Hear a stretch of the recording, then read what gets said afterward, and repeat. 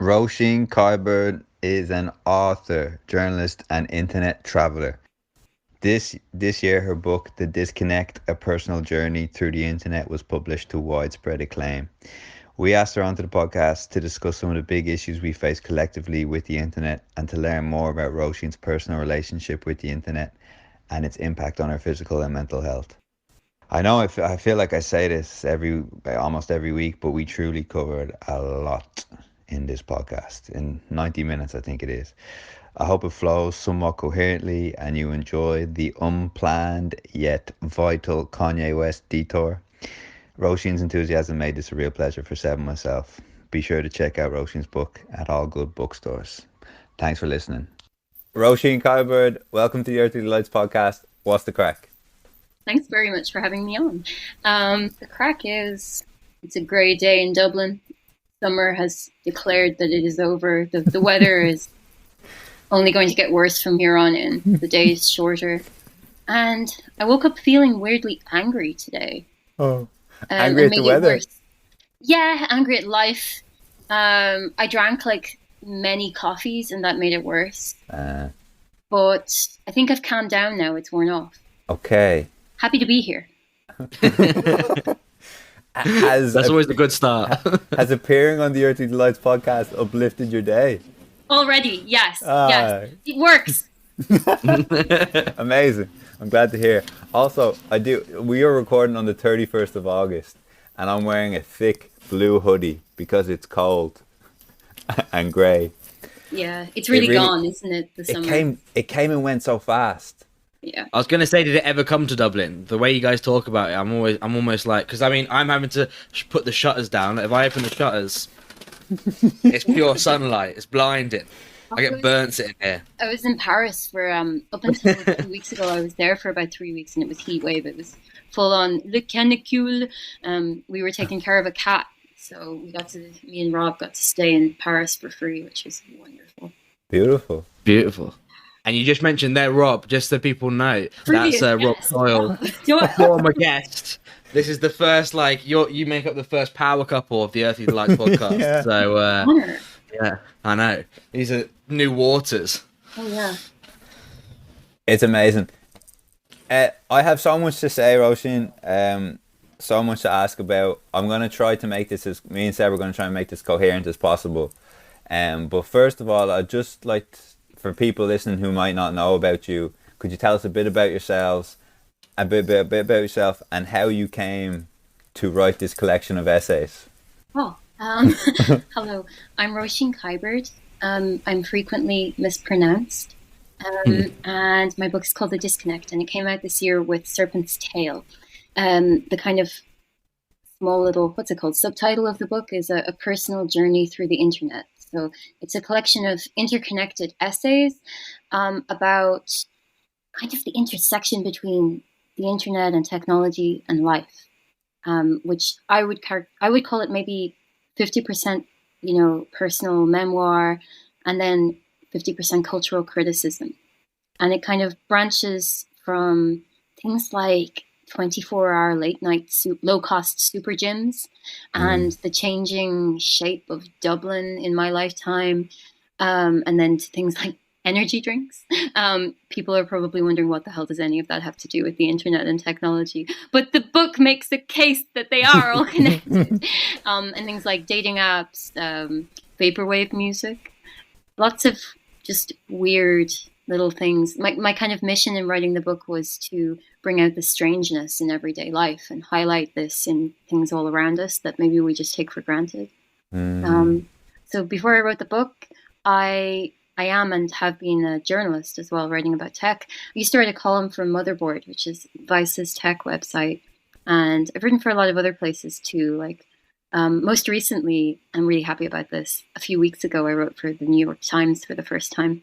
Congrats. And it was a little, thank you. I was on holiday working on that piece. And it was about Stanislav Lem, the sci-fi author, who I'm obsessed with, especially his novel Solaris. But it's the centenary of Lem right now, so I got to write about that. And I, write bits and pieces. I've done book reviews, often about technology. That kind of keeps coming back. And right now, I'm working on a novel. Oh, Very nice. nice. Little Earthy Delight scoop we're receiving here. Sort of, yeah. Well, we'll see what actually comes of it, you know? Okay, yeah. I know it's a long process. Mm. Um, I guess like I had a few core questions I wanted to ask you.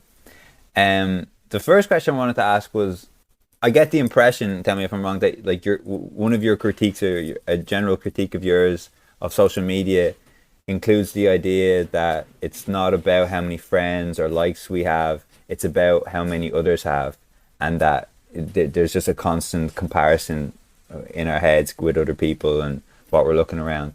And I guess I wanted to ask, I mean, I guess we've always compared ourselves to those around us, like our neighbors, etc.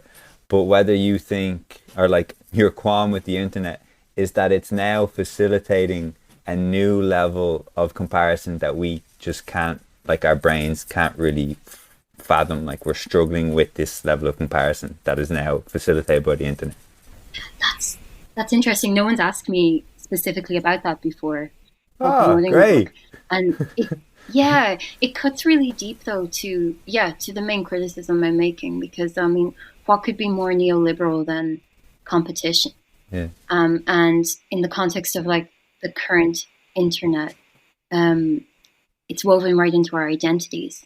You know, like if you think about when you log on to Twitter, you have a bio, you know, a few sentences with which you describe yourself. So that encourages this really like essentialist kind of dumbed down thinking about who you are. And that's how we perceive others as well as how we like brand ourselves. And then beside that, you have numbers. And I know Instagram have kind of experimented with blurring those numbers, especially on posts. I think they still show the numbers next to your like your follower count on the main profile though. But I mean, yeah, you think about that, how deep this idea of like the personal brand goes. You know, the personal brand was around before social media, but social media made it mainstream. It Yeah. took it from being the preserve of these sort of kind of tragic online business ebook men. I always think of like the sort of heyday. Seb or Sebastian? What should I call you? Seb. Seb. Seb. Seb. Yeah, I mean, yeah. you were saying.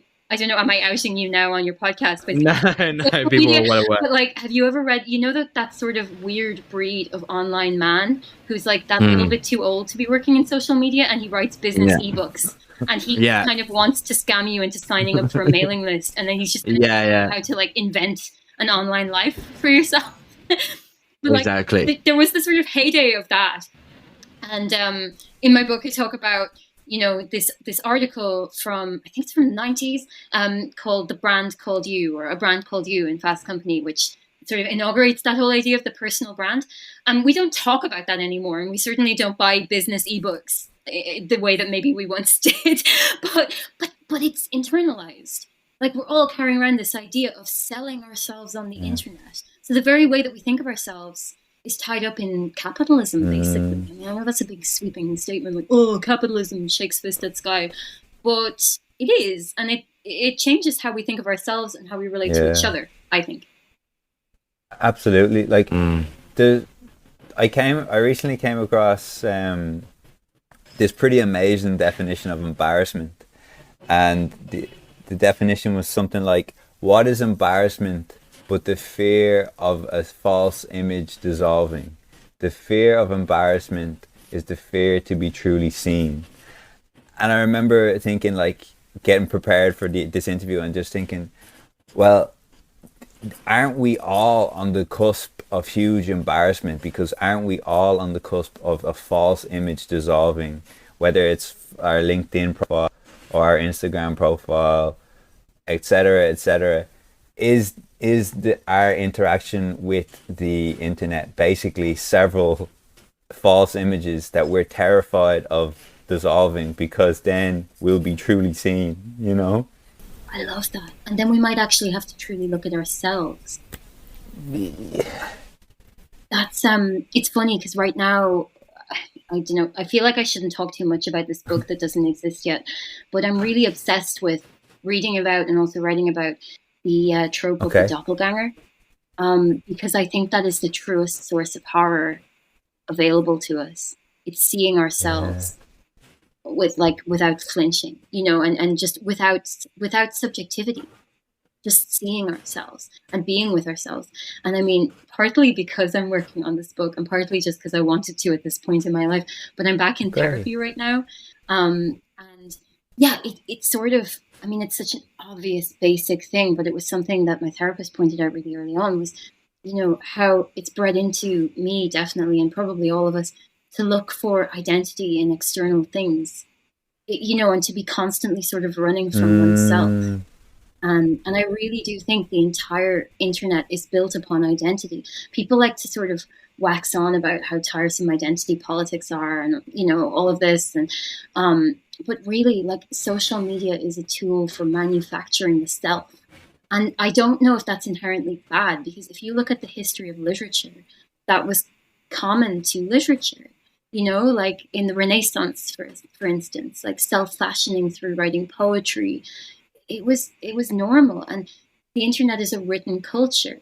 It's just that it's also a commercial written culture in a way that I don't think we've ever seen before in history. And that's where I think things get very warped. Yeah, wanted to ask because like when you first got into social media and started working for social media companies and such forth, like you back then there probably wasn't the idea of the influencer, so to speak, or at least the idea of the influencer being a career move and a career path. And now, unfortunately, every now and again, I have to work with some of them, and like they're the most, not to generalize, but when you talk to them, they're like the most vapid people ever. But like they create this like this image, or like you said, this brand online where it would make anyone's life feel shameful comparing it to what they do. And but yet you're like, oh god. And honestly, for love nor money, I wouldn't want to be an influencer. But I just wondered, like, it's a thing now, and I don't know how. And now that the genie's out of the bottle, I don't know if you can ever get him back in. Yeah, do you remember the term micro celebrity? That was used around like 2010 or something. And I remember the influencer, to me, like the rise of the influencer coincides with the end of the internet as a sort of weird space. Like if I think back to even first maybe 2000 to 2010, maybe I'm getting my dates wrong, but like the famous people on the internet that I was interested in then had a sort of veneer of strangeness or like non-conventional glamour Yeah. to them. Yeah. With things like alt lit, or like kind of maybe not drag queens, but like very gender experimenting people on MySpace with like nouns for second names, and you know, and like Howlin came out of that, all that stuff. But like it was all about being a little bit strange and challenging the mainstream. And then it's funny how the influencer kind of follows the same mold. Like you think about Tao Lin, like making stickers. Didn't he make stickers of his name and like stick them on the Gawker office door? I just remember he had this whole kind of Andy Warhol shtick, and that has become completely mainstream to the point where influencers are peak normie. Like and yeah, I think that coincides with the entire kind of place of social media in life. It's weird how this is all probably really obvious, but like something like Occupy served to mainstream these platforms, and served to accelerate their kind of corporate takeover of the internet in ways that I don't know if we ever would have expected. You know, because when I was working in social media, we had reps coming in from Twitter telling us that this was this revolutionary tool. You know, and do you remember like Mark Zuckerberg? Mark Zuckerberg claimed retroactively that he made Facebook to give college students a voice during the Iraq War. No, you didn't. It's a nice sell, but yeah, I think we can all see through that pretty clearly. I mean, it's an odd one because one of the main criticisms of social media, Instagram, Facebook, especially. Probably Instagram above all, and now I guess TikTok, is that like it's not real life. It doesn't show real life. It's just a snapshot of the absolute best bits. It's like a montage of anyone's best bits, and so that's why comparison is completely futile, because you're never really gonna get the true story. Even if someone has a really grandiose life and stuff, they don't show you the bad parts. And as it happened yesterday, I was telling Jim a story of a girl I know who's like a mini influencer type thing, and anyway, she would like you know, do the typical influencer stuff of all these like TikTok trends with her boyfriend and whatever else. And she split up with her boyfriend, unfortunately. But then she made a TikTok of herself crying about like the split up of the boyfriend and then whatever else. And instinctually, I was just like, that is like, that shouldn't be on the internet. Like, I don't know, like something just felt wrong. Humanely to me, I was like, the fact that you'd be crying is normal, but then the fact that you would think in those moments when you're crying to video yourself and then further to upload it, to me feels like there's some sort of illness there, some sort of like dependency. And obviously I'm no therapist, but like for me it feels like it points to that. But then I was saying to Jim, on the other hand, am I not being massively hypocritical here? And is this not a bit of a paradox in the sense that we chastise these people for only ever showing the best bits of their lives at you know, these great restaurants or in these at the beaches or whatever else, and yet then when they do split up with their boyfriend and they are crying and they put that online, we then say, oh, that shouldn't be for, like, you shouldn't be putting that on, that's probably not healthy for you to be filming yourself crying and then uploading it. That's it's an unanswerable question. Because I'm just thinking now, like, there are people, we all know those people who, were they to break up with someone, they would call you that instant and advertise to you, and like they would probably do the in-person or on the phone version of that kind of Facebook cliche of like hashtag living my life fine without him, like all that stuff. And they're kind of by nature exhibitionist. But I do think two things happen. One is that like the internet amplifies the feelings because that's how you get traction. That's how you get attention, by making your emotions newsworthy. And the other thing is that, you know, that person might be living a kind of, they might have in some way internalized the idea that they have to report everything to the internet. And I think that like I became so compelled to watch videos of influencers apologizing. Like we all know, or influencers speaking their truth.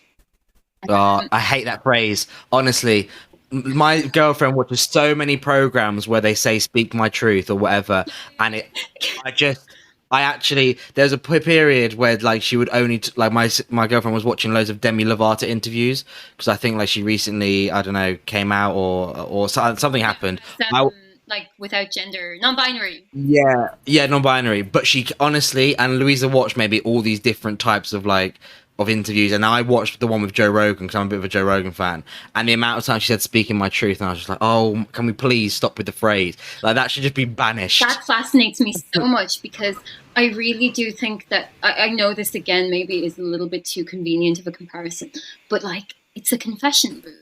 We report to it like we would confess in a prayer, you know, like we check in with it, and we kind of what's the word, like we just have to sort of clear the air with the internet. Like it would be almost in this person's mind, it would be unhealthy to carry around their truth without speaking it. And I love how, like, I think it's Tati, she's like, you know, that makeup influencer who had the big beef with James Charles, and like I always remember her kind of starting the video, and it has this total bait of a title, like, and then she's like, "The time has come," brushes hair out of face, "to speak my truth," and it's just like cookie cutter, like baiting. None of it needs to be said, let alone in a YouTube video. Like it doesn't need its own video, and it is clearly shit stirring.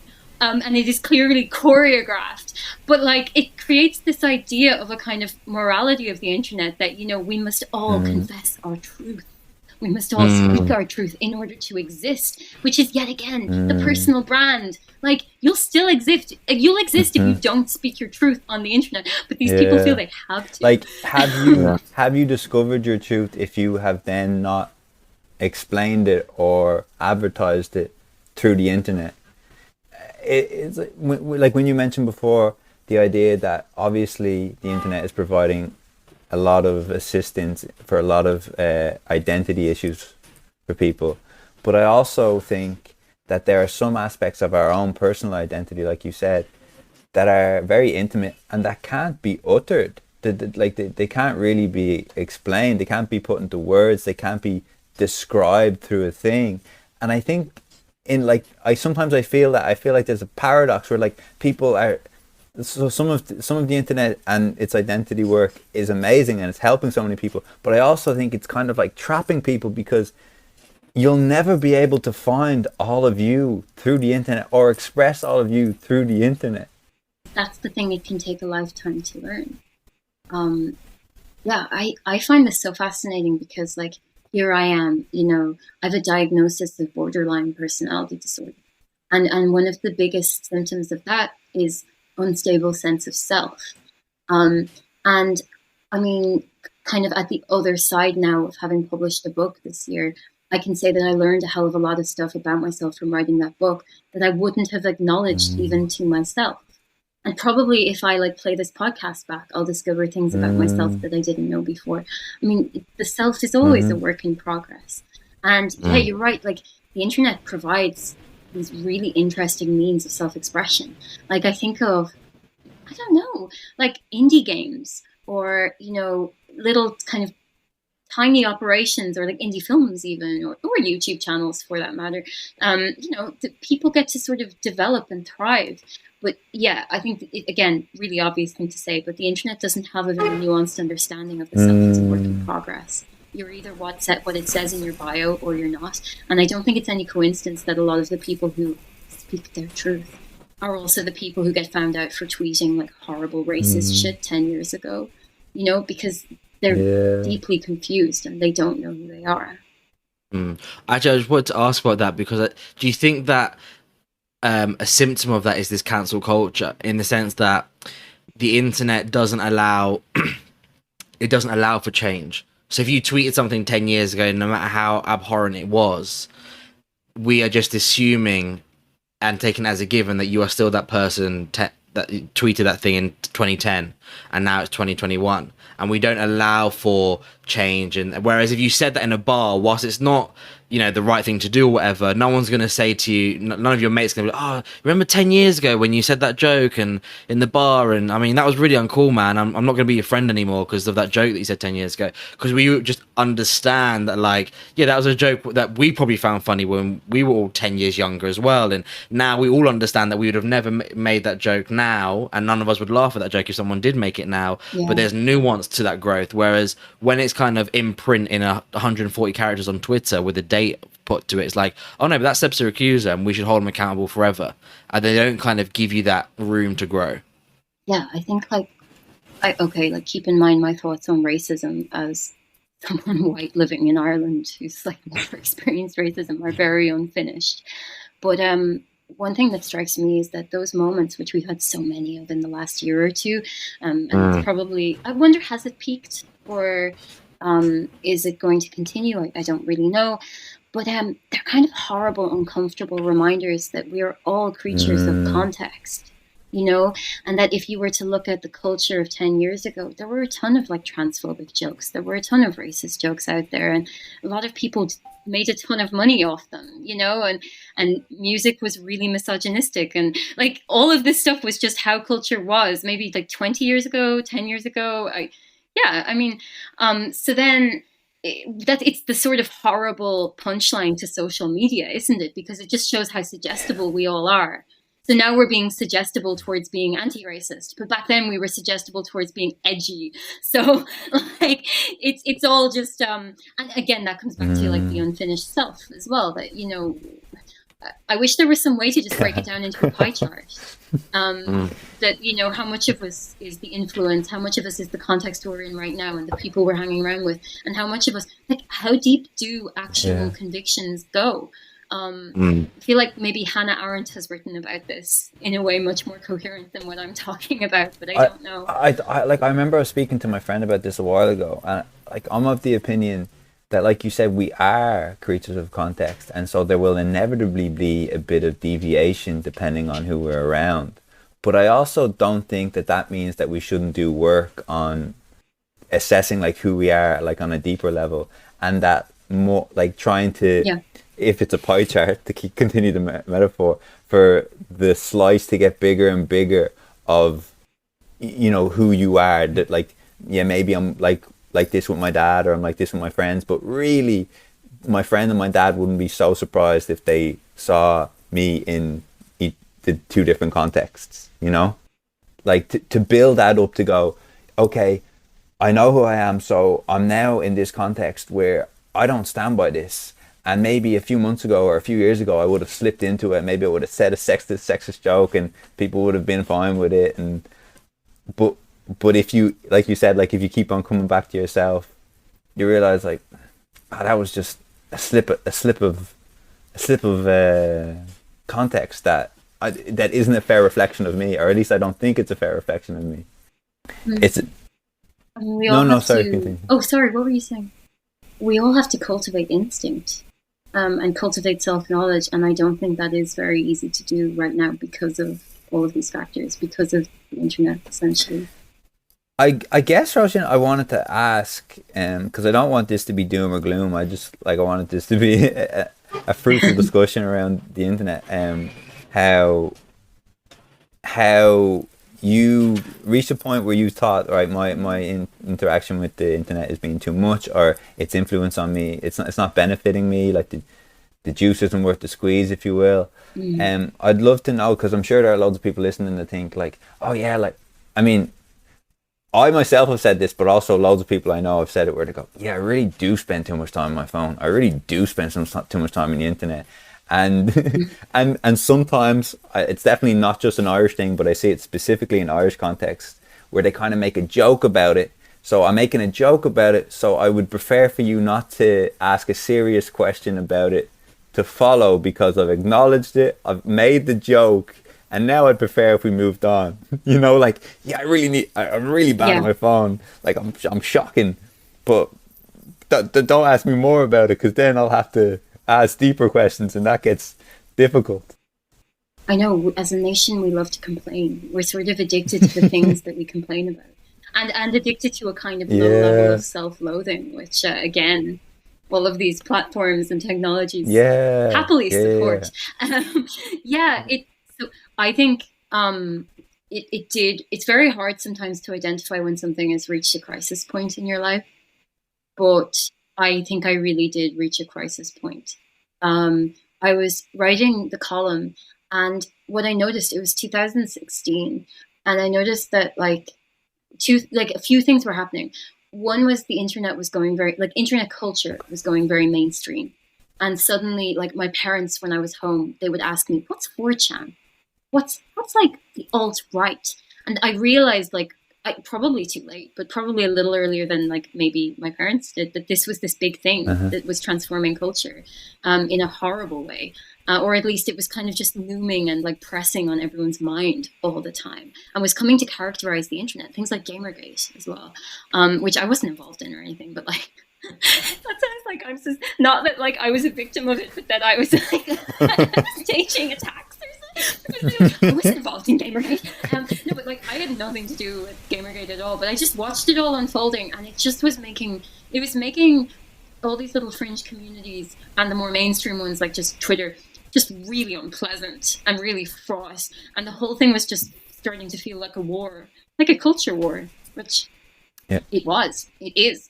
But anyway, I really wasn't doing well. I was just like, kind of like this car crash. I just was stuck watching it unfold from a distance, and not really involved in it at all. Occasionally writing about developments and trying to make sense of them, because honestly, I did feel like this was an urgent thing and that we should all be scared of it. But I just became so depressed. And I was working like crazy. And this is kind of there in the chapter, The Night Gym in The Disconnect. It's, I had lost touch with the hours of day and night. Like, I was awake at night and asleep in the day. I barely saw people. I just took on more and more work because I was worried about money, which is, I guess I've kind of learned to live with, because that hasn't got any better. And I would go to the gym at night in the Docklands, and just like at 2 a.m. I'd be there running on a treadmill. And I was always alone and kind of getting paranoid, smoking a lot of weed, and just really depressed. And then I took an overdose. And I was so feckless about the whole thing. And after that, obviously, didn't die, and went into treatment. And it was funny because I got like I got CBT, and my kind of diagnosis sheet, like what they gave me at the beginning, had words like, 4chan and Trump and Twitter and the alt-right on it. Like, it was like this had come to characterize my entire existence. I was also reading Welbeck at the time, which may have had something to do with it. But at that point, I was like, I have to take a break. There's not going to be another time to like ever that was so obvious that I needed to take a break. You could just work forever. You could just kind of spiral and spiral forever, and the internet would never end or shut off, and work would never stop being demanding. But so I started to kind of change my attitude to things then, and a big part of that, aside from like stopping smoking weed and trying to see friends more, was kind of withdrawing and changing how I used the internet, and trying to create a better connection between body and mind, so that I could at least know when things were making me uncomfortable. Like a really mundane part of just getting better, obviously like trying to sign out and stay signed out for as long as possible, but I didn't quit anything. I also muted a lot of things. Like I just muted things that made me angry, and stopped paying attention to them, and started and compensated by reading something else. It wasn't about becoming ignorant. It was just about trying to change my little online world to be a better place. For me, anyway. It's solipsistic, but you have to take as much control as you can, which is not a lot. Do you also think the process of trying to make sense of the current climate can almost lead you into really mental fragility? I find that question so fascinating. Like, I was at a Boris festival about 2 weeks ago, and Rob interviewed Mark O'Connell, who's this wonderful writer, and he's the author of Notes on an Apocalypse, or From an Apocalypse, or on, I forget. But I wanted to ask him that, and I guess he forget exactly how he responded. He kind of didn't want to, I think, kind of say one thing for certain, but about, can we understand climate catastrophe while we're in it? Or is it only after the damage is done beyond all repair that we fully comprehend? I think of ancient tragedy, there's this translation of, Ajax, before he falls on his sword, he says, "It all coheres, what splendor." And then he just goes, and dead.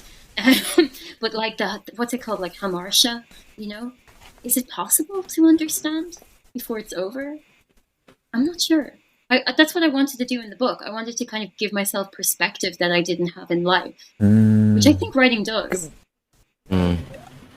I'm fascinated how the process of writing maybe helped you in this pocket of questioning the information you come by, and seeing this and it just not making sense to you, and then seeing something else, and then the reaction to the general public not responding well, and then it doesn't make sense. There's clearly nothing that I can do. I wanted to just give it a personal reflection of when the vaccine rollout was coming, I felt nervous, to be honest. I felt nervous. And then I started to, quote unquote, try do some whatever research and come across this and come across that. And I remember just feeling terrified, partially because of some of the anti-vaccine content that was there, but also just, I was so terrified to see how far away we are from an agreed upon truth, and how not to, I mean, again, I want your take on this. Is this the internet's fault, or has it always been the case, or has the internet exacerbated the grasp we ever had on the idea of truth, or an agreed upon basis of truth? It has absolutely destabilized truth. But I don't like to think personally that it's suddenly bad, and that in the past everything was good.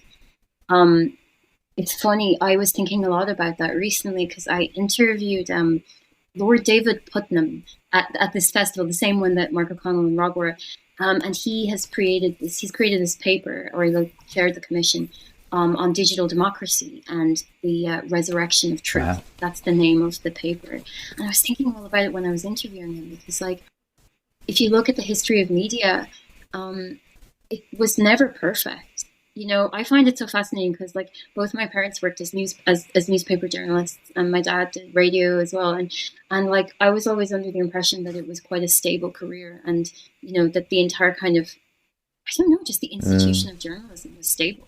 And then I graduated college just in time for all of that to completely fall under threat, I feel. And I kind of played a role in it because I would always come in as like the young person or the intern or something and be like, I'll help you go online. And here we are now, post truth. But like, if you look at the history of media, it's built on extremely shaky foundations. There's a really interesting book, The Attention Uh, Merchants by Tim Wu, that talks about this. And like, you know, you think of like 18th century the journals, which were basically just gossip rags, like extremely highbrow gossip rags, which are the origins of media. And then when they became available more kind of widely and were, you know, actually democratically priced, they took on advertising. And in order to appease the advertisers and to sell, they started publishing blatant lies. And it was kind of like sleaze, you know, and nonsense. Like he talks about some old serial about the man in the moon, about like some newspaper published an 8-part serial investigation into a man living on the moon. Like it wasn't real. So like yeah, so the history is extremely like we shouldn't romanticize the media that it was always perfect. It was uh, always striving for truth. And now I think, yeah, there are all these factors conspiring in the destabilization of truth, and it's very, very hard to know. And it puts massive pressure on the individual, which annoys me because we shouldn't have to, like, you know, carry the weight of the world. Same yeah. with things like mental health as well. You know, I think it's bigger than the individual, and bigger kind of cultural shifts are at fault here. Um, yeah. Oh shit. What was I? Oh yeah. The other thing that this brings to mind is I went to I went to the I guess yearly conference for Wikipedia one year to write about it. Okay. It's called Wikimania, and this guy from the think tank Demos got up, and I just remember this. I'm not like attacking Demos here because I think they do really interesting work, but he talked about Wikipedia as a model of online consensus and how this could, you know, be translated into other things, the way that Wikipedia operates. And when I think about it, like I just spent the weekend hanging out. Rob and I were hanging out with our friend Kieran, who has a Wikipedia page because he's a musician, and he says half of it is lies. And if you like go behind the scenes on any Wikipedia page, you can see the debate. You can see how that consensus being a very kind of mutable thing has been arrived at. You know, so like I don't know. I don't have a conclusion here. I'm just making this more complicated. Sorry, but like, what is consensus? Maybe Wikipedia is a consensus. Like, it's a wonderful thing in a lot of ways. It's also Yeah. extremely mistake prone and extremely messy, and does a good job of kind of concealing all the little like keyboard warriors behind the talk page. You know, so was it ever perfect? No. Is it perfect now? Far from it. I don't know what the answer is. Maybe more Yeah. public, like the Lord Putnam thing. Like his report would say more public funded media Okay. would be the answer, and fact checking. And I find that hard to Okay. disagree with. Is is there is there a possibility that we care too much about online in general, like our little worlds that we've created?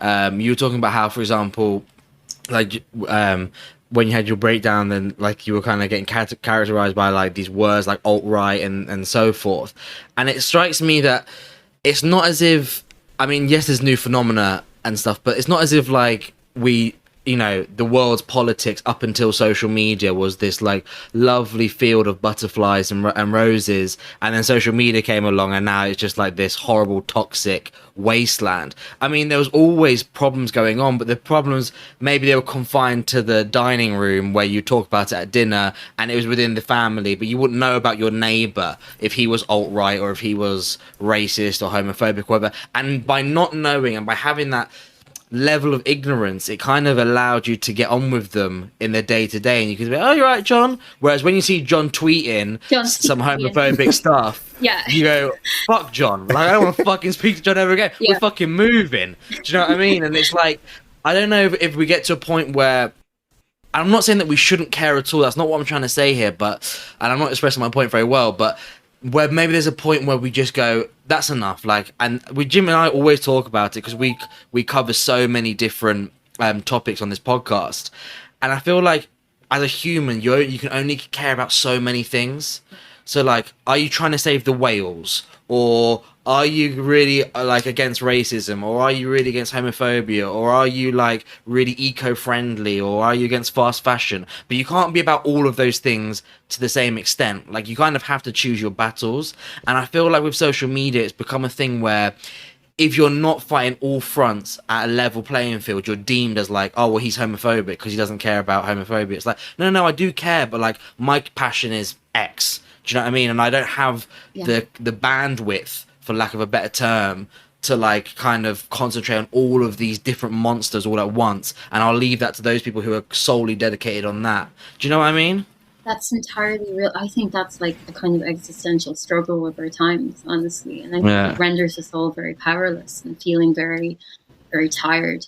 Like the kind of, I wanted that tone, that sort of tone of exhaustion to run through the book, or at least like to kind of battle it in the book, because it's that idea, the prospect of a kind of limitless internet that will Yeah. never slow down and never end. And you know, the hardware and the software and the data, they're all exponentially just changing at all times. And like that sort of image almost of the human body trying to keep up with machines. And like I try to kind of ground it in history, like even in the Industrial Revolution, and weirdly, like the book Dr. Jekyll and Mr. Hyde, and how Mr. Hyde is like the perfect kind of man of his times because he has limitless energy and he doesn't care about anyone. I mean, he can just work all night and all day. But like, I think also what you're saying raises a really interesting point. So one thing I really loved about writing my column was I got to look a lot at old internet culture, kind of forgotten internet culture. And I think, you know, we have this very short-term memory, but like not that long ago, within like lifetime, you know, living memory, the internet, you know, and things like Usenet, everything was very segmented, and you had to sort of earn your place in a community before you could even really talk about it and be part of it. And then once you were in, you were probably very in. And that meant that, you know, the psychopaths stayed in the psycho, and the like environmentally friendly minded people were all together chatting about composting in another forum. And if like some Nazi dude showed up in the composting forum, they'd all like ban him, you know? Yeah. And I'm not saying that like people should be completely elitist or exclusive or something about what they're allowed to talk about. That's like, there's a lot of sort of gatekeeping around things. Like I've seen that a lot with feminism, for instance. But at the same time, the actual format of the internet would be, I think it would be a more harmonious place were we able to kind of take one issue at a time and find like-minded people. And I think you still see that in things like Reddit, for instance, where, you know, I'll go on like skincare Reddit and people are talking about, is this a freckle? Is this a mole or is this a freckle? And I'm like, you couldn't really demand attention for that on your Twitter feed. I don't think you could, you know. It's not that weird. It's like millions of people probably, but it is niche in some way, and it supports more kind of nuanced discussion. I really think that. It's worth looking up. There was this thing, it has a Wikipedia page and I got to write about it, but it was called the Meow Wars. And it was like this big battle of Usenets where like they were all spamming each other's pages. And it was all about that thing of like the intruders. So, I wanted to pick up on this kind of go on, Jim. Go on. Switch or like a redefinition of community now that I pick up from you, in the sense that, say, before, generally our communities were, say, our church group, or who we went to the same supermarket with, or the same football team with, or, you know, people that we would probably develop some sort of relationship with. We know what they look like, we know their movements, we maybe know their family, about their background, this kind of thing. And like you said, now we've reached a point where we can kind of enter a community, say like, oh, I'm part of this group on Facebook, I'm part of this community on Facebook, without having the same buy-in, the same source of, the same real life feel of connection, the kind of ability to see the person's eyes, to kind of touch them, this thing.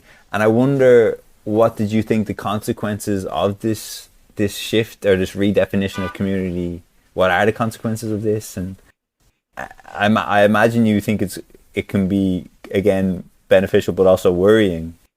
Yeah, it's, I mean, does it ever feel rewarding in the way that a real community would? You know, I think we all know the answer to that. And it's this endlessly demanding thing that you're having to kind of prove your credentials, but also there's like no barrier to entry, so you're just kind of thrown in with a load of kids and a load of like very flippant people. I don't know, because I don't want to be the gatekeeper here, and I don't really have an answer. Like when you're talking about that, I instantly think of the online left and of, you know, the whole sort of the old vampire castle situation and all that. Like, you know, should we? Is that a community? No, not really. Should I laugh at like kids with hammer and sickle pictures in their bios or something? No, like we all grow and learn. But it makes for a hell of a lot of discord, and it probably does a load of damage as well as educating people. So like I would love to see a level of skepticism around these things that I don't know is entirely present. That said, I do think it's changing. I think people have stopped seeing, like, for instance, Twitter as a friendly place and see it more as just a monotonous circular hellscape. Maybe that's wishful thinking on my part. No, I do definitely think that there's been like most people kind of acknowledge that they have to regulate their social media use, and I feel like that would only be the case if they recognize that it's a bad thing or not entirely a good thing, let's put it that way. You know, no one's telling you to regulate the amount of broccoli you're eating, so I feel like there's definitely been a shift in like in the consciousness of people. Even when I tell people that I work in social media, you kind of get the like, ooh, like a bit like, oh, are you kind of, well, that's a bit shady, isn't it, type deal? And it's like, yeah, I know, but it pays the bills for now, so like, don't give me grief. I have wondered if that moment of Jeff Bezos going to space will like kill the dream forever, and especially him getting out of the spaceship and thanking everyone who like uses Amazon. Yeah, it's a moment, like, I think Mark Zuckerberg, like I have a chapter in the book about Mark Zuckerberg, and it's a funny one because in a way it's changing. Like he was sort of seen as a god for a while, and I really think we're all very skeptical of him now. And maybe it took him being called before like Congress and the European Parliament, but we know what he is now. Like we know that there's something sort of sinister and cynical there, and he's not just this boy genius. And I wonder, Bezos, like the space thing was just so spectacularly tone deaf to public image, and nihilistic. I find like the Bezos and the Elon Musk take on space colonization just deeply, jarringly nihilistic, and all the more so because it's so out in the open.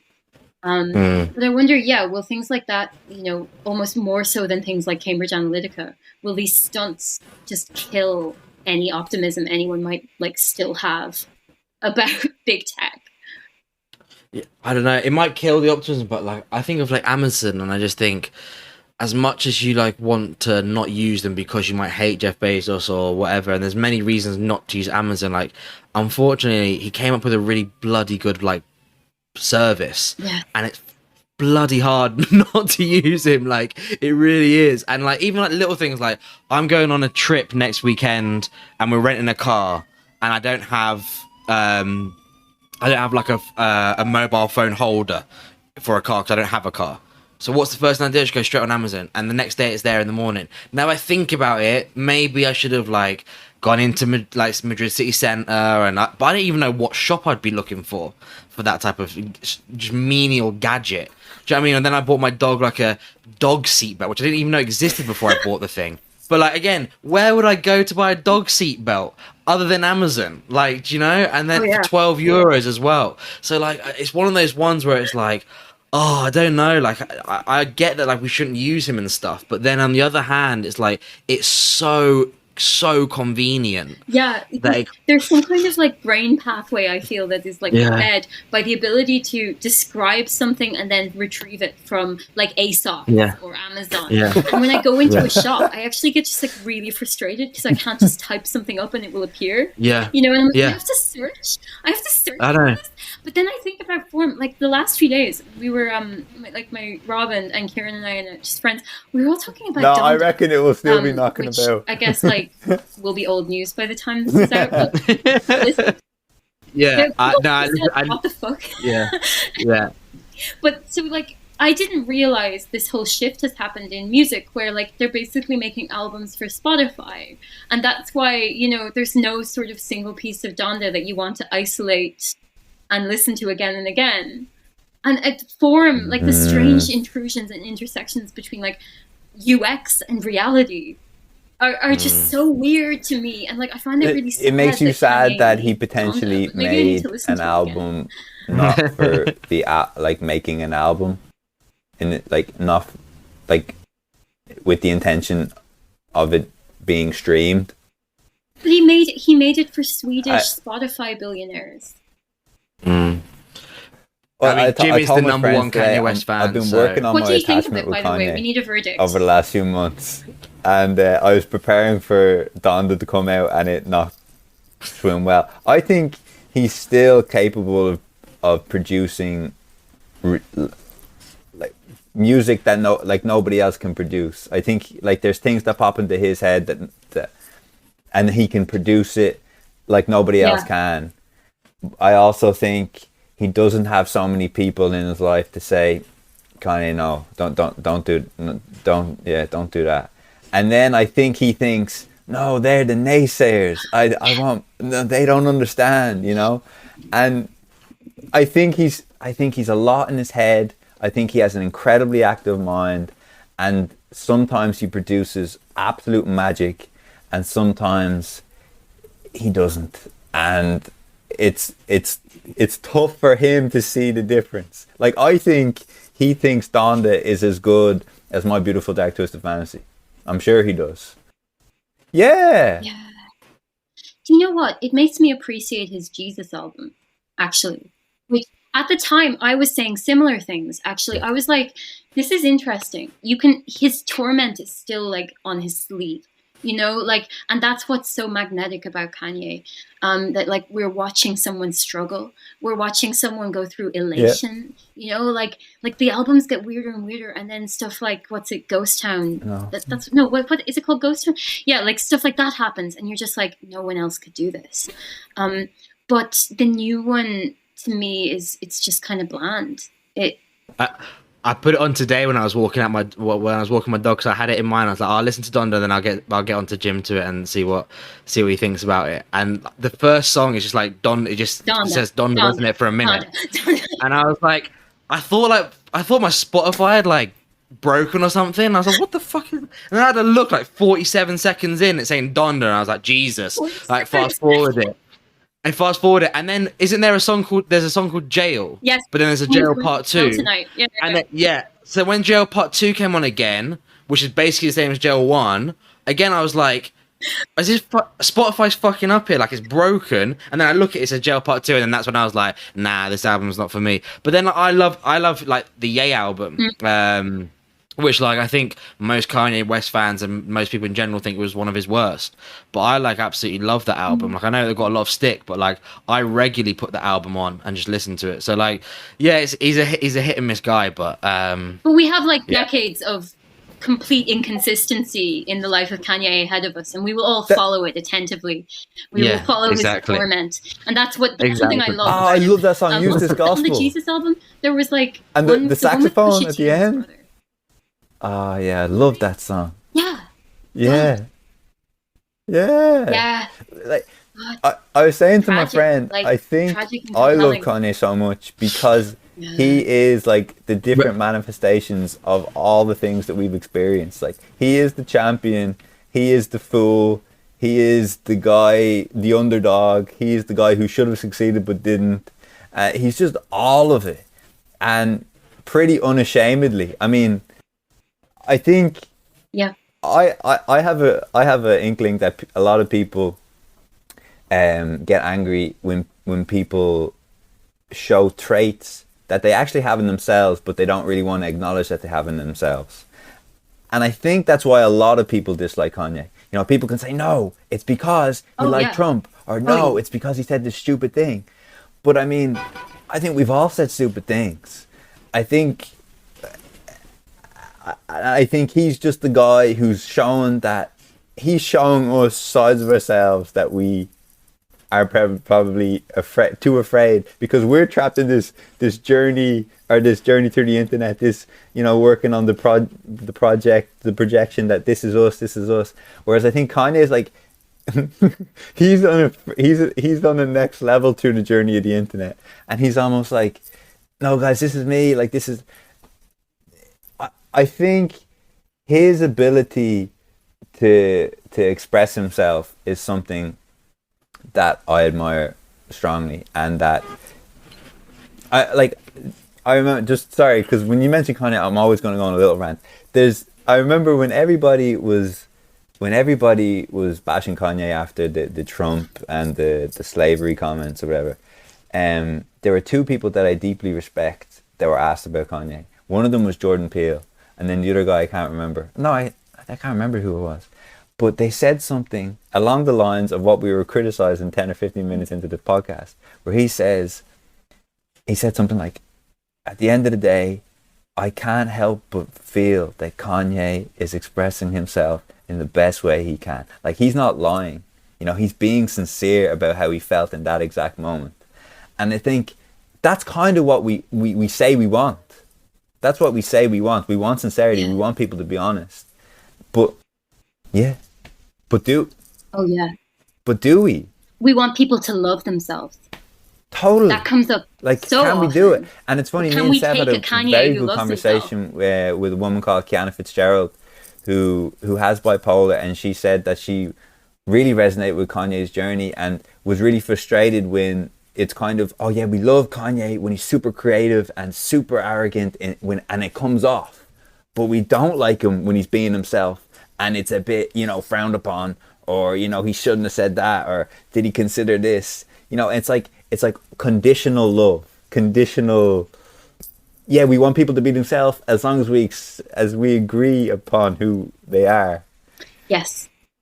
Yeah, and we also sort of want them to be our pets. Like, I mean, you when you kind of fetishize a celebrity, you dehumanize them, don't you? And God knows his humanity is complicated, but exciting. And I think that's why we're having this conversation right now. Why, like, it also raises something, again, I don't have an answer for. But, like, what is cancelled?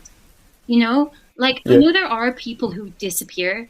Like, there are journalists, for instance, who really just got cold. They're just gone now. Or they've gone kind of underground and they do, like, newsletters and stuff.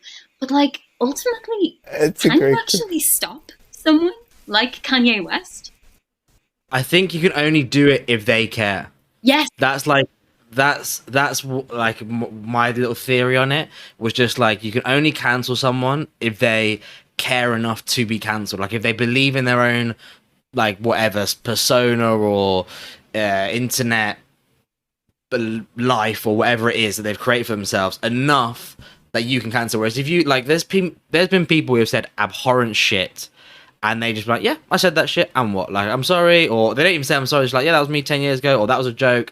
Like, if you don't find it funny, my bad, but whatever, it was a joke. And that's it. And it's like, it's a waters off a duck's back. Yeah. But when you're then like, oh no, like you said, those videos, these YouTube videos of like, I need to apologize for this, and this. It's like, oh, see, now you've got, like, you've given into it now, and now that's it. Like, now you've let these people who don't know you, who weren't maybe in that room when you said that thing, who have taken whatever it was, maybe out of context, whatever, you've let them take control.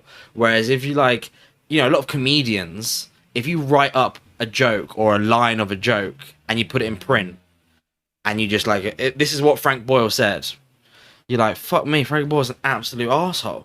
But then, like, if you see the whole joke and you were maybe in the room when the joke was being told, even if you don't agree with the joke and maybe even if you don't find it funny, even if you were in that room, you won't find him such an arsehole because you're like, oh, but I was in the moment, like, I could see what was happening and I was in there literally, physically. And whilst, yeah, if you write it down, it looks fucking awful, actually, it's not that bad. And someone like Frankie Boyle won't let you cancel him because he just doesn't care. He's just like, yeah, well, fuck it, yeah. I said some abhorrent shit. It was a joke. Get over it. You know what I mean? Like, and that's that. And you're like, oh, well, fuck it, we tried. But I guess we can't cancel him. You know? And I feel like Kanye West, on a certain level, he's, like, similar, where it's like, most other people would have probably caved up with the slavery things and whatever else. But he's just like, he's Kanye West. He doesn't care. Like, maybe he doesn't have enough. I don't know, consciousness about it all to like even I think be he's aware incredibly of what sensitive. what I think it there were means days in and what which the he damage probably might didn't want to cause. leave the house after a lot of these incidents. But I think no, I just think he believes in himself to a level, but doesn't care enough to give into it. Though is what I mean. That he keeps on going. No, I'm doing this. Like, I'll create this art because I believe it. Like, I remember this Zane Lowe interview that I've probably watched 10 times. The 2013 Zane Lowe interview, and Zane Lowe like asked him something like, "Who do you do it for?" He goes, "I do it for everyone. I do it for the people who think I'm an idiot, who say, hey, Kanye, just retire, stop making music. And I also do it for the people that can't wait for the next album, that want 10 more albums." And I think that's a level of self-belief and a level of self-esteem I think that we really all aspire to. Yeah, absolutely. I would suspect he's finding things out about himself the more art he makes as well. Like, I don't think and I think this might be where you stray into the risk of being cancelled. People who seem to arrive fully formed and who say they are one thing and they're going to always be that. But like, if we look at the career of Kanye, you know, you could cancel him now for supporting Trump or a year ago or whatever. But like in a year, he might be like, you know, chief propagandist for Hillary Clinton. Like, we just don't know where he's going to go next. And he's shown himself. He's shown like even his old identity is water off a duck's back. You know, things he used to rap about. Now he won't allow like sexual abuse in his music. Who's to say we understand this? It's also, did either of you like 10 years ago read that blog Hipster Runoff?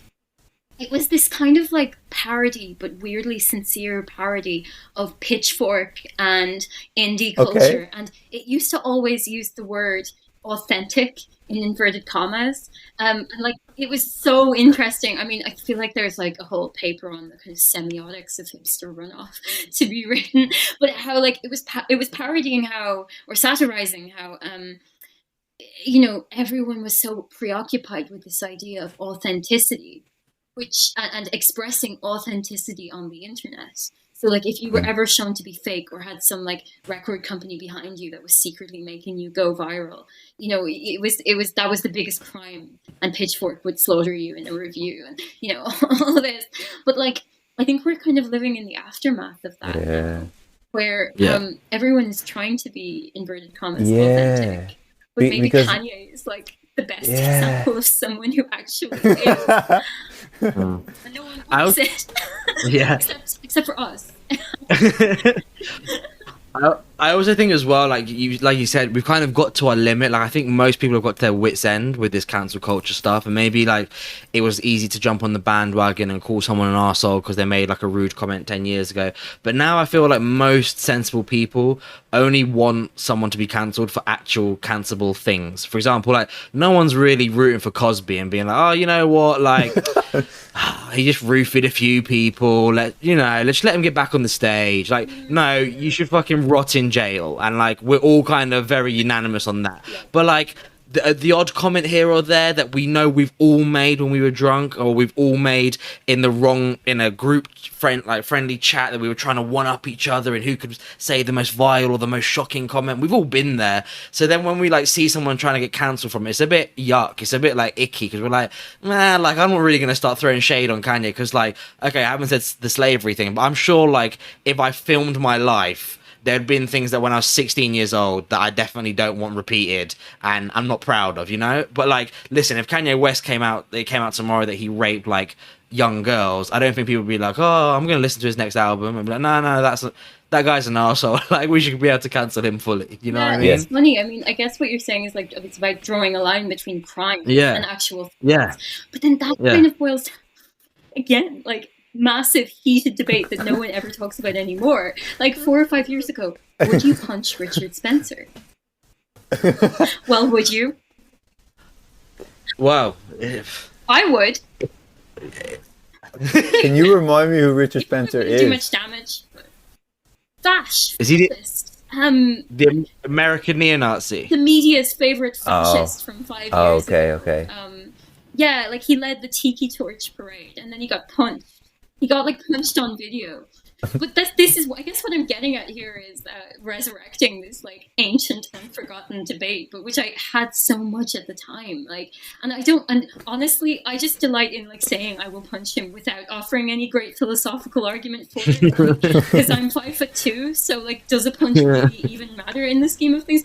No, but like, you know, that whole alt-right thing hinged entirely upon being an edgelord. It hinged entirely upon saying like, I'm just asking questions, much like the anti-vaxxers now, you know, like, I'm just asking questions.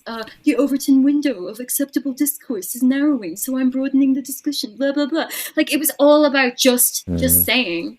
But they were also Nazis, some of them, not all of them, but some of them. And so, like, yeah, obviously we all know Bill Cosby did bad things, and he should be locked up. But cancellation, and this is where cancellation completely fails as a mode of justice, you know, And it goes after the guy who made the bad joke, and it goes after the guy who, like, is a serial rapist. So, like, yeah, what alternative? Again, this is just the kind of futile individual fantasizing that we can, like, kill people by removing them from the internet or something. I don't even know what it is, but it's just another form of futility, isn't it? Yeah, it is, for sure. Talking about perverts, I'm gonna take this conversation to a sharp left here, but I don't want to miss this topic before we let you go. Internet dating. Not saying that internet daters are perverts, but hear me out. No, Jim and I were talking unanimously. No, Jim and I were talking, and basically, like, I've been with my girlfriend since I was 17, so before Tinder was ever a thing. And now, like, this is not the reason that I'm still with her, but now the thought of being single, like, gives me a certain level of anxiety, just because, like, the thought of having to do that Tinder stuff and all of that is just, I don't know if I could. I probably would have to eventually, you know, after like 10 years of just sitting at home alone. But I was talking to Jim yesterday, and we were like, it feels weird that, but now the old ways of meeting someone or going on a date feel perverted. So, for example, if you saw like an attractive person in the supermarket, and you said like, oh, you know, whatever, and you like tried to make a move, you'd be like, and then you told your friends, you'd be like, what, you fucking what? You spoke to a randomer in a supermarket and you asked them out for a date? Are you mental? And like, you'd probably be judged some way, you know? Or like, if you ask someone out it feels like the only ways is like Tinder or being introduced through a friend. Like, they're like the only two ways. And I wanted to get your opinion on like internet dating and just kind of where do you think it leads now that it's here and so prominent as well? I love that you're just like tormenting yourself with these thought experiments of like, oh yeah, you're in a relationship and it's all but you're in your head, you're like, my friends will shun me for speaking to oh god. I am of the thinking, never again. Like, never ever again. I hate dating apps. I think they're disgusting. But maybe at some point in the future I'll end up back on one, but like, God knows, I hope never. I mean, in a sense, they're just revealing something that was already there, that probably, like, were we to go back and watch episodes of Sex and the City, she'd be there, like, you know, typing into her antiquated MacBook about, like, the kind of consumerist subtext of dates, you know, of auditioning people to spend your life with. So, you know, that template was already there, and I don't think these apps were born in a vacuum and suddenly created behaviors. I think they just kind of enforced them or just like standardized these behaviors. But I do think that it kind of comes back to like what we talked about at the very beginning. It's competition, you know, and it's breeding these really strange behaviors, I think, in men and women too. I mean, like, you know, procedures, like, or just at the very least a standard level of fake tanning. But like, you know, certain behaviors, very kind of flippant, mean, just kind of consumerist ways of treating each other. But then when you get into like the incel stuff, that I don't know if much of that is even online in the time since I wrote the book, actually, because it was actually very hard to keep kind of track of these communities of like incels and other like assorted woman haters on the internet, because they're always getting removed or moved around, or they're like relabeling themselves as whatever. Yeah. But like, you know, you can see the suffering of these men so clearly. And it has everything to do with these ideas that in their head, like, there is no alternative. You have to be on Tinder. You have to have a certain shape of jaw. You have to have a certain width of wrist. You know, you have to be a bastard to women because that's what they're turned on by. All this stuff. Like, there's an amazing book, Heroes by Franco Bifo Berardi, about, like, essentially kind of connecting the dots between mass shooters, incels, hikikomori, like reality TV, dating apps. What do they all have in common? It's the urge to win. You know, this kind of binary thinking that if you don't win, you're a loser. You know, the Donald Trump way of living, basically. And which is brutal and unforgiving and leads to extremely nihilistic and fatalistic thinking, you know? Yeah, it's right because I recently went on holiday with a mate who's recently single and he's on Tinder, and so like I was going through his profile and he was just kind of I honestly feel like a granddad when I speak about Tinder and stuff, and he was explaining it to me, and my mate's like, I'm 5'7", 5'8" on a good day, he's 6'4". In his profile he has 6'5", and I'm like, why you put 6'5"? You're 6'4". I mean, you're tall enough. Like, are we? Like, and he's like, you don't understand. He's like, well, I'm technically like 6'4.5", so like, what's an extra half inch? And I'm like, and he was explaining to me how basically like the girls, not obviously every single girl on Tinder, but the majority, how like height for them is just a massive thing. So if you've got 6'5" in your like bio or whatever, you're more likely to get swiped right or left, whichever I think it's right's the good one. I don't know, but like. And then it made sense to me because I was like, yeah, because that's all you have to go off, I guess. Like when you're on a Tinder profile, you only have the physical. That's all you have to go off anything. And so, like, it seems to me like, yeah, it might be great for trying to find like a shag or whatever, but I don't know how, like, if you're actually looking for a relationship, how it's a good place to find any connection, because both parties really are making rapid assumptions purely based off. You know, so a girl might swipe right on Alex because he's 6'5", but left on me because I'm 5'8", but yet I might be so much better for her in terms of, you know, like mutual interest and yada, yada, yada. But because I'm like 7 inches shorter or whatever it works out at, you know, don't get that chance. And vice versa, obviously, with men, you know, like he was showing me profiles that men have, like, it will say stuff like 34D, double D or whatever and above. Like talking about like breast size and shit. And like, that's like accepted syntax on that's accepted on like Tinder. It's not seen as like massively vile. But imagine if you went, like, again, if we went into that supermarket and you're just like, is there anyone here with a 34 double D or above? If you are, till 3 please, I'd be interested. Like, you'd be like, you'd be slapped, and rightly so. But like on Tinder and these other profiles, because you only have the physical, it feels like there is no other, like, what else could you like put in your bio? I don't know. That guy is asking for catfish. Like a drag queen with like fake tits. Or something. I don't know. But like it's that reminds me of like video games when I was a child. Like my younger brother would have the WWF wrestling, like Raw is War or whatever, on PlayStation, and you could like design a female wrestler, and the final option in the breast department was tanked.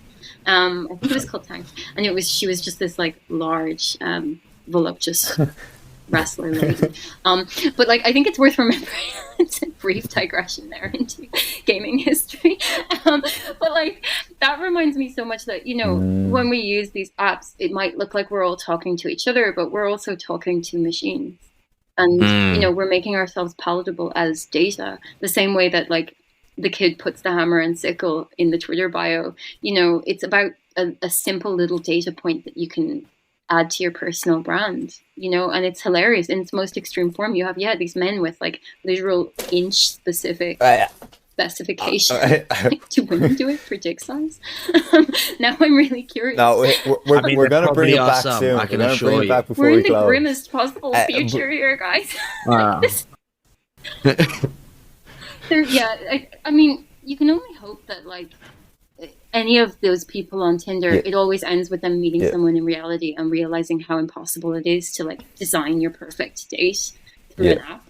It's impossible. So they're gonna have their ideas destroyed eventually, like by just punctured by reality. It's also the very fact that like people are allowed to even entertain those fantasies in life is just so absurd. I'm not calling them like bad or anything, just absurd. I wonder if it's age specific. Like I was just saying to Jim, but just before we logged on here, I was having to think about it last night. I was like, I wonder if it's an age specific thing, and by that I mean like maybe it's seen as perverted if you like said a line to a girl in a supermarket as a mid-20-year-old, but maybe if you're like 45 and the woman's 45 or whatever, maybe it's seen as more appropriate, and maybe them having Tinder would be seen as less appropriate, and maybe it's kind of like an age thing, and that like as you kind of get older, we kind of revert back to the ways that maybe our parents would have met each other if they weren't introduced by friends. Yeah, I think there's also a really, again, maybe it's really obvious to say this, but like every Tinder bio, every passive aggressive Tinder bio about like women, like they're kind of saying something about themselves more than anything else, aren't they? You know, they're revealing things about themselves, and they're attempting to exert a kind of control. And I mean, I do have a certain level of pity for any man using Tinder, because the odds are just so against him, you know, and women are going to suffer in an entirely different way. But like, no, you know, and it was something that I wanted to say. Using these apps. Because I hope that's not what came to mind just when I heard you guys were speaking, you know?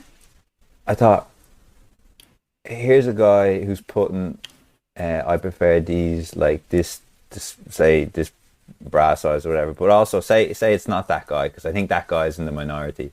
Say it is just in his head, like he hasn't said it in his bio, he prefers this, but in his head he's like, no, this is distinctly what I'm looking for. Oh, in that photo she wasn't looking great, so no. Or, oh geez, under that light she doesn't look that good, and geez, her hair's a bit to me, like when I hear this or when I imagine this, I think surely he's doing almost a very similar thing to himself, like a commodification of himself.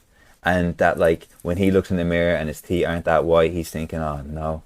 Or when he's, you know, when he sees a few grey hairs, he's thinking, oh no, is that it? I need to do that. Or and I mean, I don't want this to be like a, hey, feel bad for the guys here, because I know women have it real tough on the internet. And there's no one that can deny that. But I also see the kind of mirroring, like this back to the self that we talk about. This whole, it feels like the internet is this like black hole, right? Like we're in this hole and we're trying to learn more about ourselves, and there's the internet here, and unless we're careful, it's gonna suck us in and warp any understanding that we have of ourselves, and thus other people. Truly, yes. If you like the incel forums, for instance, the weirdest thing I noticed when I was on them for research, it was that, like, even when they got what they were looking for, they didn't know how to accept it. So they would go on dates with women, and then the guy would report back to the incel forum and be like, she's fucking with me. She didn't wear high shoes. She wore flat shoes. And she said go to the cinema instead for dinner. So she's testing me. And she doesn't think I'm serious. And it's just like, dude, the girl wanted to go on a date with you. Like, even if it got so far as like they have sex or something, he's like, oh, she's just a whore. I can't go on another date with her. And then you're just like, dude, why are you here? What do you want? Exactly. Like, has this self-loathing infected literally every possible future? So there is no way out. Even if you end up getting married, you'll be a married, unhappy incel. Like, it's just, pathological after a certain point. But it's a kind of misguided sense of community and solidarity, I feel, in response to all of these factors that we've been talking about. Now we reach this point, I think it would be lovely for us to talk about ways in which you were able to get a better connection with yourself, because this seems to be the only antidote that we have to being victims to the internet, to kind of have a strong sense of self, to be able to say, this is me. Oh, and I have these insecurities or these kind of limitations, or like these are my weaknesses. And to, like you said, you mentioned before how you need to watch yourself. Oh, I'm getting pulled here, I'm getting pulled there. Can you tell us how that's improved for you? I know it's a working process for everyone, but how you've improved your relationship with yourself and thus your relationship with the internet? Yeah, so tricky, and I think it's so unique to every person. And I definitely make a point of never saying like you have to quit everything, because I really don't think that's realistic. Um, and I don't want to come off as some like bland centrist here or something, but I just don't think it's realistic to tell everyone to quit every platform. I think there are certain changes that you can make in a bigger, more holistic kind of sense to your life. Like much of how I've changed how I use the internet is about identifying the things that I accept but that don't make me happy and getting rid of them. And not making a big deal out of it. Like there's nothing more boring than those people who announce that they're going to quit, Twitter or Facebook or whatever. But it's more just about kind of pruning away at the things you don't like. Unfollow the thing that actually you think it makes you feel good, but actually it's making you feel bad about yourself every day. The other kind of big one was I moved to Berlin. I'm back in Dublin now, and as I was saying earlier, before this podcast, I'm about to move into a Martello Tower. It's a long, convoluted series of events which led to this. We were supposed to go back to Berlin. Sorry. We both got COVID the week we were going back. Yeah, it sucked. But it all worked out. Gonna live in a tower, which should be really lovely.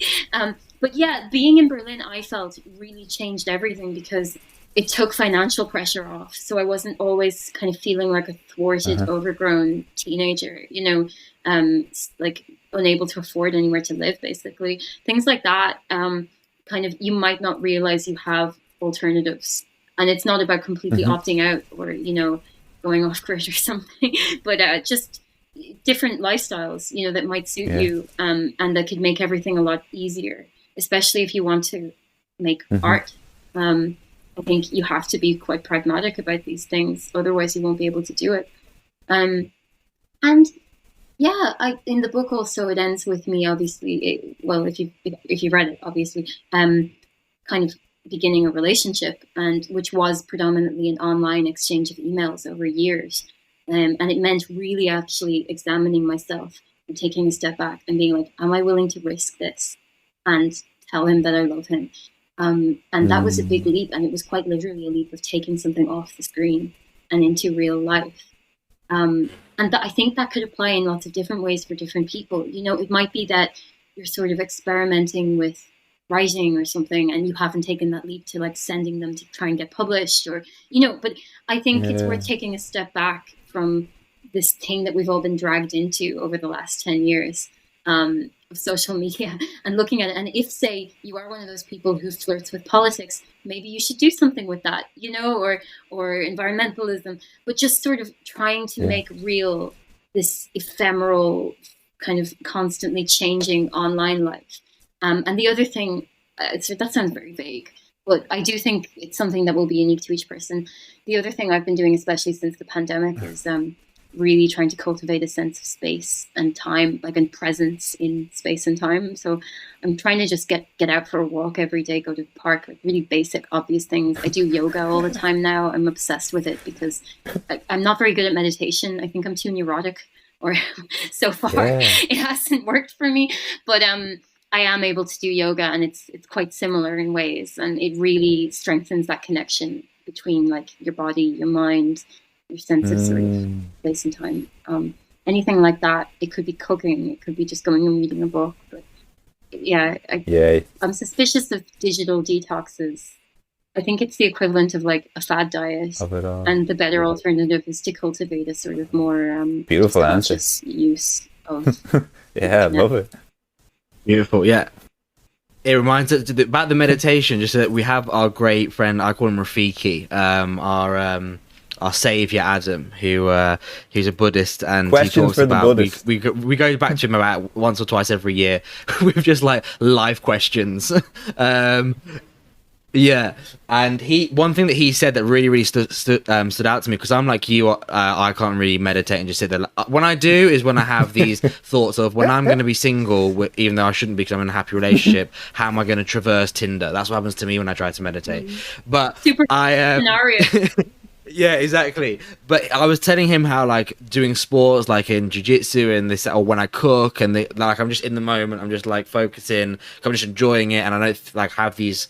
And he's like, that's a meditative state. Like people think that meditation is sitting down and just, you know, for 10 minutes or whatever it may be, and like being zen. But like, yeah, that's one form of meditation, because like you can be in a meditative state without quote unquote meditating as we would kind of traditionally see it. And since he said that, I was like, yeah, it's really like changed the way I see meditation. So now, like, when someone says, do you meditate, I say, not traditionally speaking, but I do incorporate it into my life, where like I try to be present and have a meditative state, even if it is, like you said, walking my dog in the park, or, you know, whatever it may be, but just having that kind of presence rather than trying to trust me, it's not meditation, but is it like the ultimate? No, that doesn't feel far from it. Oh, I wish I had a dog. Yeah, I've sent my girlfriend out with the dog while we were recording. It's kind of like, she's like, oh really? I was like, yeah, I'm recording. It's like, okay, got a little Jack Russell puppy that you can't be taking risks. Can't be taking risks. Like, it's funny, dogs, squids, for the last year especially, and even longer going back, I've just been so obsessed with reading about nature, honestly, and reading about like consciousness. And I don't know, here's where I sound lunatic, and it's like, no, she's eating the mushroom guy. You know, just sort of constantly working on that. That's been a thing that's been ticking around in my life. Like, I'm reading this wonderful book right now called Underland, Robert McFarlane, and like, he makes the point that even kind of how we think about landscape and time, I don't know, there are just kind of almost different dimensions to how we could be thinking about these things. And I guess like it comes down to the interconnectedness of all things too. But I mean, it's just sort of been a little project of mine to learn more about the world around me. Another really good book was How to Do Nothing by Jenny Odell, which I kind of boringly talk about all the time, but honestly, like, especially when the pandemic started, it was so helpful to me to just like be reminded that all these things matter, that just aren't on the internet, that they should be kind of to the forefront of your existence, actually, without moralizing. She's never like that. It's an amazing book. But yeah, that's been my project for the last year, just kind of being present. No, you're not crazy about the animals. Definitely not. In fact, we did a podcast with Megan Ulmer, who did a load of research into the human-animal bond connection, and there's like so much science that just backs up. But when you see a dog, even if it's not your own dog, why you just intrinsically feel better for seeing that dog that day. Oh my God, I do. She goes into all of the science about the oxytocin levels and this, that, and the other, and yada yada. But no, it's really great to feel vindicated in my beliefs and not feel like a crazy dog person, which is what I feel like I've turned into since I got mine. And no, I was just before I went on this podcast, I was looking at quotes from the book The Third Policeman. Do you know this one? I don't know. No, I'm not aware. Brian, it's, oh my God, it's completely nuts. It's sort of a noir featuring rural Ireland and policemen on bicycles. And but anyway, here's a quote from it that I was obsessed with. My father was a man who understood all dogs thoroughly and treated them like human beings. Yeah, there you go. That's honestly, it is hard to. No, it is. And you know, one of my favorite quotes is, and we bring it up in the podcast, is Ricky Gervais, and because he hasn't got a dog, but he goes to his local park. I think it's Hyde Park in London, and his theory on dogs is, no dog belongs to any man. There are dogs, just like the way that air belongs to all of us and land, it's all ours. No one really actually. And he's like, when I go to this park, I see them as like my dog just as much as it's the owner's dog. Granted, the owner pays for it and everything else, but it's all our dog. And I was like, the dog continuum. Yeah, exactly. The boys. Even exactly. Yeah. And that is the best way to think about it. It's just like, and that, even though I have Zazu now, I feel like I'm just kind of like, he's been given to me, but really he's for everyone else. He's not just mine. But yeah, there's a great little way of thinking about dogs. Even though sometimes I do want to pull my hair out when he starts barking at 6 a.m. As long as the juice is worth the squeeze. Yeah, that's what we care about. As Jim would say, the juice is definitely worth the squeeze. I feel like you touched on a very important thing, and it just resonated with me, the sense that everything we do does matter, and that very often, particularly if we spend huge amounts of time on the internet, we may feel that the things that we do off the internet don't matter. And like my difficulties with the internet are as a direct result of, you're hearing huge studies like climate change studies, you hear this government policy, you see another COVID restriction, you see all these, and you're thinking, oh God, oh God, oh God, what can I do? But really, you can do so much. Like we all can do so much. We can do things that are good for us, good for the people around us, every day. Like we can little things. And I think that switch, like that, like perspective switch that you're talking about, learning more about nature, learning more about from our friend, the mushroom guy, Rob, is that when you take the step back, you just see things a little differently and going, oh, I do matter. Maybe it's impossible to measure it on the magnitude that we're looking at it, but it matters to this person's life. It matters to my life. And like we all matter, like And I think you'll feel it. You might not be able to kind of quantify it, but you will feel it in a different way that you feel the things you do on the internet. Like you could have endless viral tweets and you probably would never feel quite the satisfaction you'd get from like, I don't know, cooking a dinner from scratch or something. We're just like making something or writing something or going for a walk. It's just a very different form of satisfaction. Can I ask you, Roisin, is there a big difference when someone comes up to you and says, like looks you in the eye and says, thank you, like I read your work, it really helped me through a tough time, compared to when you hear positive feedback online? Yeah. That's actually, I mean, I don't know. It's wonderful either way. It's wonderful if the book has reached someone and they enjoyed it and they related to it. That means the world to me. I have to say, and this is that I'm not ungrateful for all of the events and podcasts and all this stuff that I've got to do this year. It's been amazing. And it's been an opportunity to have conversations that previously for years I only got to have with myself. So that's beyond value. It never really felt real. That's something I do have to say. And I wondered, I had like a load of guilt over it almost when the book came out, because it was all over Zoom. It all came out in lockdown, and I barely even saw the book kind of in reality, I never got to go into a bookshop and like do a signing or anything, or even a launch. The launch was like me and Rob and our friend Simon just like getting drunk, and then I fell asleep on the sofa. Like literally, it wasn't a book launch, so it never felt entirely real. And I wondered, was I just miserable by nature and I'm not capable of enjoying this nice thing that's happened? But then isn't that what I'm signing up for? Like a lifetime of neurosis and self-loathing as a writer, an Irish writer. I can just tell you that I've had an amazing 90 minutes. I really appreciate you coming on. I really appreciate, I love your energy. I love your honesty. And thanks so much for taking the dive. I mean, for sure. It's rare, I think, to come across someone who spent, because even I know you went through difficult moments doing research for this book, because it requires you to go through lows. Like it's not like the internet. It's not like you can just go through the light part of the internet and then just come back. You have to go all in, and you've done that. And it's great to hear your insight. It's great to hear your perspective. And anyone listening, we would highly recommend buying the book. Yeah. That's what we're going to call it. So Roisin Kiberd on Kanye West podcast for 90 minutes. Exactly. No.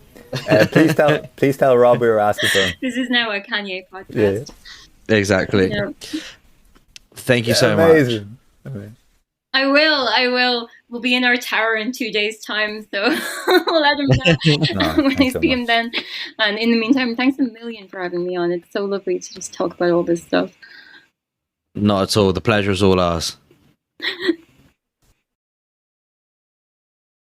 Hi guys, thank you for listening to the podcast. Please don't forget to subscribe and leave a 5-star review if you haven't already.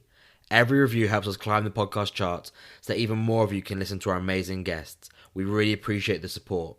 Remember to tune in next week. But until then, keep safe and have a good one.